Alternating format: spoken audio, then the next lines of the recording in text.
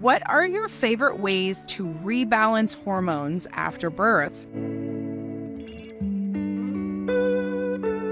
I would say it deserves a little unpacking because hormones should balance on their own after birth. We shouldn't need to do anything.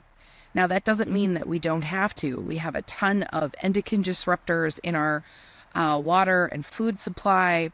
The EMFs from the screen time definitely disrupts hormones. We have a lot of sleep disturbances. We have a huge, massive amount of iron deficiency. 50% of folks with uteruses in the US are iron deficient. And so there's a lot of reasons why hormones would be depleted. Vitamin D deficiency. I could go on and on. So that doesn't mean that we don't need to now, but I just like to always ring a bell for normalcy and for what physiologic really is. And so physiologic birth is that, we recover from it. We feel normal. We get to, feel good after our birth without any external need.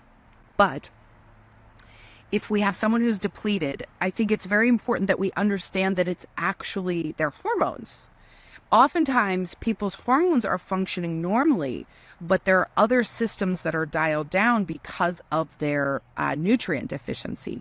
So highly recommend core nutrient labs, and that would be vitamin D3, B12, ferritin, sometimes a retinol, and then also to assess their inflammation markers.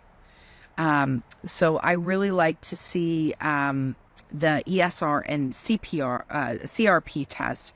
CRP is more a measure of cardiac inflammation, vascular inflammation, and the ESR is more of the systemic. But both can be indicators. They should both be under 5 when you get those labs. And if they're elevated to 20, we may have a bit of an infection process going on.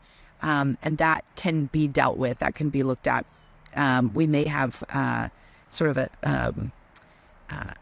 a slight food allergy, or there could be other things going on there. But if it's over 20 or say over 50, over 70, I've seen them over 100, we have a really dangerous inflammatory process going on. And it's likely been going on for a while.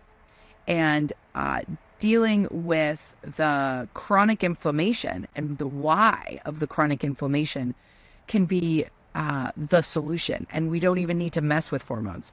So when I think about helping people return to health, I have this little saying. It's like, we always have to nourish before we can fight. So we have to nourish our bodies deeply before they can go and fight the battles of life.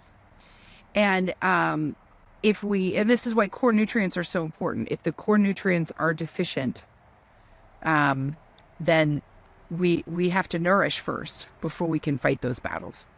So balancing hormones, first, get the core nutrients solved. Second, make sure the details of life are solved. They have enough sleep, they have enough fluid, they have enough food, they have enough help. They are being supported.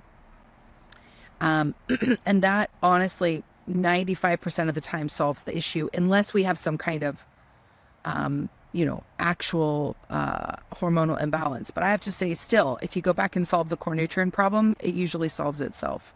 The body's incredibly intelligent, and if we give it the raw materials it needs, it usually works. So that's an important step.